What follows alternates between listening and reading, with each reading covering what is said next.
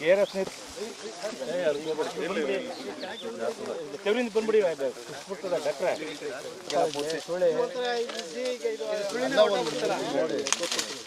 ಮುರ್ಸ್ಕೊಡೋ ಎಲ್ಲ ಉಂಟಾಗಿದ್ದಾರೆ ಹಸಿ ಕಾಣ್ತದಲ್ಲ ಸಿಪ್ಪೆ ಅದು ಮಾತ್ರ ಉಳಿದಿದೆ ಒಂದು 15 ದಿವಸ ಬೆಂಡ್ ಏನು ಇಲ್ಲ ಮೇಲ್ಗಡೆ ಕಾಣುತ್ತಲ್ಲ ಹಸಿ ಅಷ್ಟೇ ರಸ ನೀರು ಹಾಕರು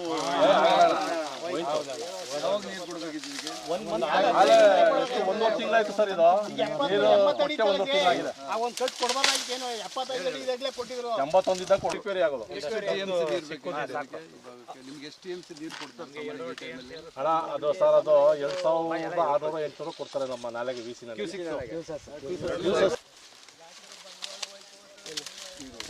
ಅವಾಗ ಒಂದು 3 ಅಡಿ ನೀರು ಕೊಟ್ಬಿಟ್ಟಿದ್ದೀವಿ ಸುಮಾರು ಅಡ್ಜಸ್ಟ್ ಆಗೋದು ಸರ್ 76 ಇದ್ದಾಗ ಕೊಟ್ಟವ್ರಲ್ಲ ನೀರು 81 ಅಡಿ ಕಪ್ ಕಡಿಯರೇ ಸಿಗ್ತಾ ಇಲ್ಲ ಸರ್ ಹೋಗ್ಲಿ ಈಗ ಇದನ್ನ ಕೃಷಿ ಇಲಾಖೆಯಿಂದ ಯಾರೋ ಬಂದು ಬರ ಅಂತ ಅಧಿಕಾರಿಗಳು ಬಂದು ನೋಡಿಲ್ಲ ನೀರು ಕೊಡಿ ಅಂತ ಇದರ ಒಣಗೋಗಿದ್ದ ಜಾಗದಲ್ಲಿ ಬಂದು ಪರಿಶೀಲನೆ ಮಾಡಿಲ್ಲ ಮೋಸ್ಟ್ಲಿ ಅವ್ರು ಫಾರಿನ್ ಇಲ್ಲ ಅವ್ರು ಫಾರಿನ್ ಅಲ್ಲ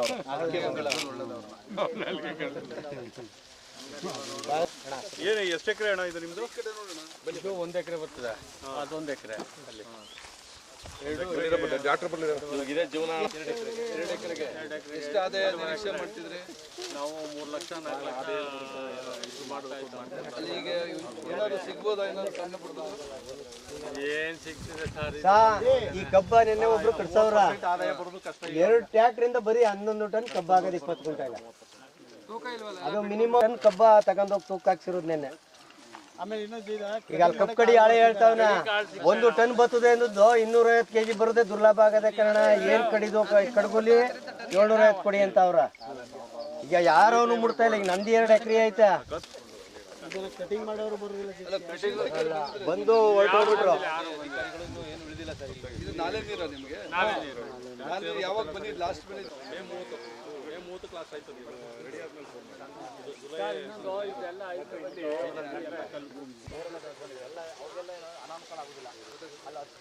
ಜಾನ್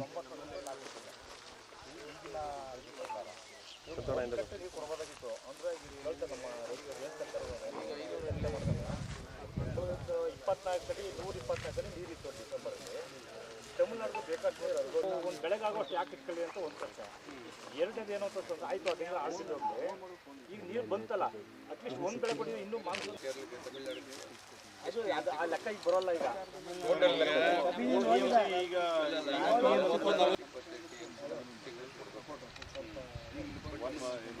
2 ತಿಂಗಳಿಂದ ಯಾವ ಎಸೆನ್ಷಿಯಲ್ ಟೈಮಲ್ಲಿ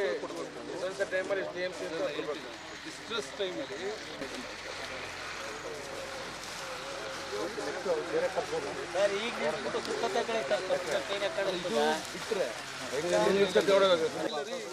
ನಾನು ಕೇಳಿದೆ ಇಲ್ಲೇ ಕುತ್ಕೊಂಡು ಬರೀತೀವಿ ಎಲ್ಲಿ ಬೇಕಲ್ಲ ಬಾಳೆ ಎಲ್ಲಿ ಬಾಳೆ ಎಲ್ಲಿ ಗದ್ದೆ ಮಾಡಿದ್ರೆ ಭತ್ತ ಹಾಕಿದ್ರು ಭತ್ತ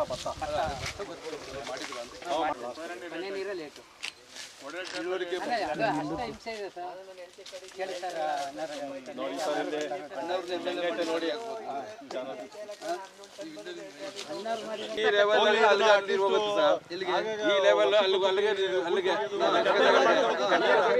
ಲೆವೆಲ್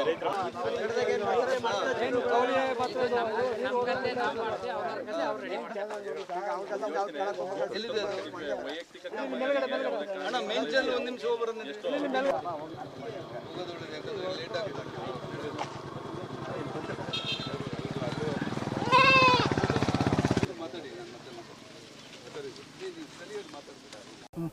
ಸರ್ ಹೇಳಿ ಸರ್ ಬೆಳೆ ವೀಕ್ಷಣೆ ಮಾಡಿದ್ರೆ ಎಲ್ಲ ಕೂಡ ಒಣಗಿದೆ ಏನು ಹೇಳ್ತೀವಿ ಸರ್ ಈ ವರ್ಷ ಮಾರ್ಚ್ ತಿಂಗಳಲ್ಲೇ ನಮ್ಮ ಮೀಟಿಯಾಲಜಿಕಲ್ ಡಿಪಾರ್ಟ್ಮೆಂಟ್ ಕಡೆಯಿಂದ ಬಂದಂಥ ವರದಿ ಏನು ಅಂತ ಹೇಳಿದ್ರೆ ಈ ವರ್ಷ ಮಳೆ ಸ್ವಲ್ಪ ಅಭಾವ ಇರ್ತದೆ ಅನ್ನುವಂಥದ್ದು ಮೊದಲೇ ಮುನ್ಸೂಚನೆಯನ್ನು ಕೊಟ್ಟಿದ್ದಂಥದ್ದು.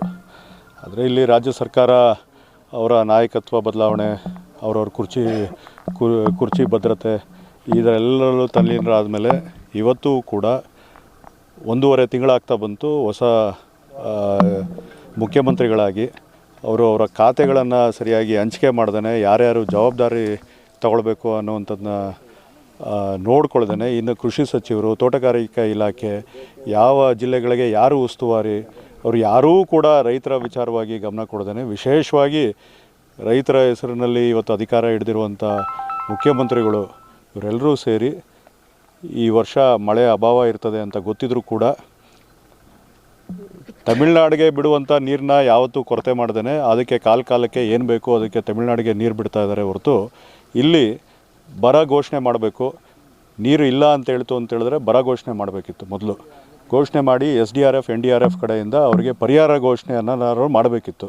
ಅದು ಮಾಡ್ದೇ ಇವತ್ತು 15 ದಿವಸಗಳ ಹಿಂದೆ ಅಚಾನಕ್ಕಾಗಿ ಮುಖ್ಯಮಂತ್ರಿಗಳು ಬಂದು ಒಂದು ಪ್ರೆಸ್ ಮೀಟ್ ಮಾಡಿ ಈ ಸತಿ ಯಾರೂ ಬೆಳೆ ಹಾಕಬೇಡಿ ಅಂತ ಹೇಳ್ಬಿಟ್ಟು ಹೊರಟ್ರೆ ಹೊರತು ಸ್ಟ್ಯಾಂಡಿಂಗ್ ಕ್ರಾಪ್ಗೆ ಇವಾಗ ಆಲ್ರೆಡಿ ಇರುವಂಥ ಬೆಳೆಗೆ ಅವರು ನೀರು ಕೊಡ್ತಾರಾ ಇಲ್ವಾ ಅನ್ನೋವಂಥದ್ದನ್ನ ಯಾವುದೇ ರೀತಿಯಲ್ಲಿ ಒಂದು ಕ್ಲಾರಿಫಿಕೇಷನು ಉತ್ತರ ಕೊಡ್ದೇ ಎಲ್ಲ ರೈತರು ಒಂದು ರೀತಿಯಲ್ಲಿ ಅವರ ಜೀವನ ಅತಂತ್ರ ಆಗೋ ರೀತಿಯಲ್ಲಿ ಮಾಡಿದ್ದಾರೆ.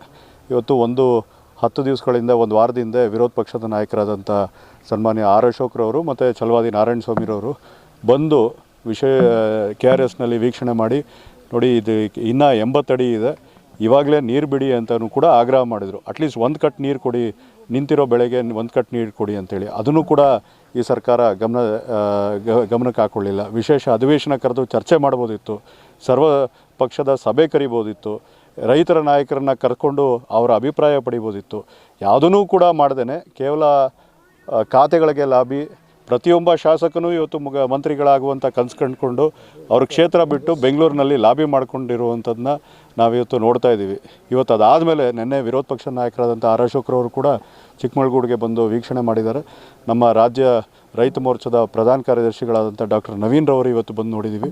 ನಾವು ಇವತ್ತು ನೋಡ್ತಾ ಇರೋದು ಅಂತೇಳಿದ್ರೆ ಸಾಲಾಗಿ ಎಲ್ಲ ಬೆಳೆ, ಕಬ್ಬು, ಭತ್ತ, ತೆಂಗು ಕೂಡ ಇವತ್ತು ಪೂರ್ತಿ ಬರ ಪೀಡಿತರಾಗಿ ಸಂಪೂರ್ಣ ಒಣಗಿರುವಂಥದ್ದನ್ನ ನಾವು ನೋಡ್ತಾ ಇದ್ದೀವಿ. ಇವತ್ತು 15 ದಿವಸಗಳ ಹಿಂದೆ 82 ಅಡಿ ಇದ್ದಂಥ ಸಮಯದಲ್ಲಿ 1 ಕಟ್ಟು ನೀರು ಕೊಟ್ಟಿತ್ತು ಅಂತೇಳಿದ್ರೆ ಇವೆಲ್ಲವೂ ಉಳಿಸೋದಕ್ಕೆ ಸಾಧ್ಯ ಇತ್ತು, ಸರ್ಕಾರದ ಕೈನಲ್ಲಿತ್ತು. ಆದರೆ ಅದನ್ನು ಮಾಡ್ದೇ ಒಂದು ಚೂರು ಮಾನವೀಯತೆ ಇಲ್ಲದೇ ಇರುವಂಥ ಒಂದು ಮನಸ್ಥಿತಿಯನ್ನು ಈ ಸರ್ಕಾರ ವ್ಯಕ್ತಪಡಿಸಿದೆ. ನಾವು ಇದಾದ ಮೇಲೆ ಕೃಷಿ ಇಲಾಖೆಗೆ ಮತ್ತು ತೋಟಗಾರಿಕೆ ಇಲಾಖೆಗೆ ಹೋಗಿ ಅವ್ರಿಗೂ ಕೂಡ ವರದಿ ತೊಗೊಂಡು ಇಮಿಡಿಯೇಟಾಗಿ ಆಗ್ರಹ ಮಾಡ್ತಾಯಿದ್ದೀವಿ. ಉಳಿದಿರೋ ಬೆಳೆಗೆ ಎಷ್ಟಾದರೂ ಸರಿ, ಅದರಲ್ಲಿ ಇವತ್ತು ತೋರಿಸ್ತಾ ಇದ್ರು ಅಲ್ಲಿ ಒಂದು ಕಡೆ 28 ಟನ್ನು ಕಬ್ಬು ಬರುವಂಥ ಕಡೆ 10-11 ಟನ್ ಕಬ್ಬು ಮಾತ್ರ ಬಂದಿದೆ ಅಂಥೇಳಿ. ಅಷ್ಟಾದರೂ ಉಳ್ಕೊಳ್ಳೋದಕ್ಕೆ 1 ಕಟ್ ನೀರನ್ನು ಇಮಿಡಿಯೇಟಾಗಿ ಕೊಡಬೇಕು. ಎರಡನೇದು ಬರ ಘೋಷಣೆ ಮಾಡಬೇಕು. ಬರ ಘೋಷಣೆ ಮಾಡಿ ಇಮಿಡಿಯೇಟಾಗಿ SDRF NDRF ಕಡೆಯಿಂದ ಇವರಿಗೆ ಪರಿಹಾರವನ್ನು ಕೊಡುವಂಥ ಕೆಲಸವನ್ನು ರಾಜ್ಯ ಸರ್ಕಾರ ಮಾಡಬೇಕು ಅಂತೇಳಿ ನಾವೆಲ್ಲರೂ ಕೂಡ ತೀವ್ರವಾಗಿ ಆಗ್ರಹ ಮಾಡ್ತೀವಿ. ಸರ್, BJPಯಿಂದ 3 ದಿನ ಗಡುವು ಕೊಟ್ಟಿದ್ದಾರೆ. KRSಗೆ ಮುತ್ತಿಗೆ ಹಾಕ್ತೀವಿ, ನಾವೇ ಹೇಗೆ ಕೊಡ್ತೀವಿ ಅನ್ನೋ ವಿರೋಧ ಪಕ್ಷದ ನಾಯಕರು ನಮಗೆಲ್ಲ ಕ್ಲಿಯರಾಗಿ ಹೇಳಿದ್ದಾರೆ. ನಿನ್ನೆಯಿಂದ 3 ದಿವಸ ಟೈಮು, ಇವರು ತಮಿಳ್ನಾಡಿಗೆ ನೀರು ಬಿಡ್ತಾರೋ ಬಿಡಲ್ವೋ, ಆದರೆ ರೈತರಿಗೆ ಇಮಿಡಿಯೇಟಾಗಿ ನೀರು ಬಿಡಬೇಕು. ಇವತ್ತು ಮೊನ್ನೆ ತನಕ ಅವರು ತಮಿಳ್ನಾಡಿಗೆ ನೀರು ಬಿಡೋಕ್ಕಿಂತ ಮುಂಚೆ 90 ಅಡಿ ಮುಟ್ಟಿತ್ತು ನೀರಿನ ಮಟ್ಟ. ಆದರೆ ಇವರು ತಮಿಳ್ನಾಡಿಗೆ ನೀರು ಬಿಟ್ಟು ಮತ್ತೆ 86-85 ಅಡಿಗೆ ತಂದು ನಿಲ್ಲಿಸಿದ್ದಾರೆ.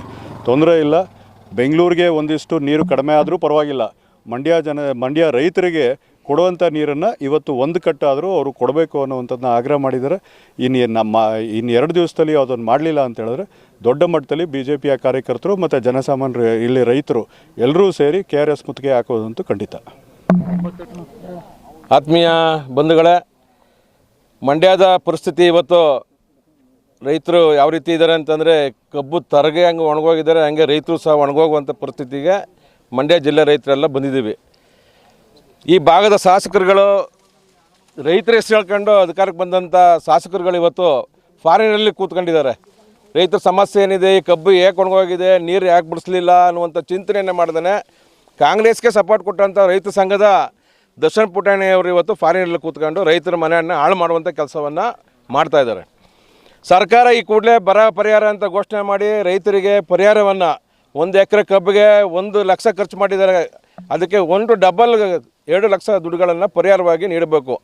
ತೆಂಗಿನ ಮರಗಳು ಅವು ಫ್ಯೂಚರ್ ಒಂದು 60-70 ವರ್ಷ ಆಯುಸ್ ಇರ್ತಕ್ಕಂಥ ತೆಂಗಿನ ಮರಗಳು ಒಣಗೋಯ್ತಾ ಇದೆ. ಒಂದು ತೆಂಗಿನ ಮರಕ್ಕೆ ಕನಿಷ್ಠ 1 ಲಕ್ಷ ರೂಪಾಯಿಯನ್ನು ಪರಿಹಾರವನ್ನು ರೈತರಿಗೆ ಕೊಡಬೇಕು ಅನ್ನುವಂಥದ್ದು ನಮ್ಮ ಬೇಡಿಕೆ ಆಗಿದೆ. ರೈತ ಮೋರ್ಚಾ ಮಂಡ್ಯ ಜಿಲ್ಲೆ ಮತ್ತು ಕರ್ನಾಟಕ ರಾಜ್ಯ ರೈತರ ಪರ ನಿಂತಿದೆ ಅನ್ನುವಂಥಕ್ಕೋಸ್ಕರವಾಗಿ ನಾವು ಇವತ್ತು ರೈತರ ಬಳಿಗೆ ಬಂದು ಕಬ್ಬನ್ನು ಮತ್ತು ಒಣಗೋಗಿರ್ತಕ್ಕಂಥ ಭತ್ತವನ್ನು ವೀಕ್ಷಣೆ ಮಾಡುವಂಥ ಕೆಲಸವನ್ನು ನಾವು ಮಾಡ್ತಾಯಿದ್ದೇವೆ.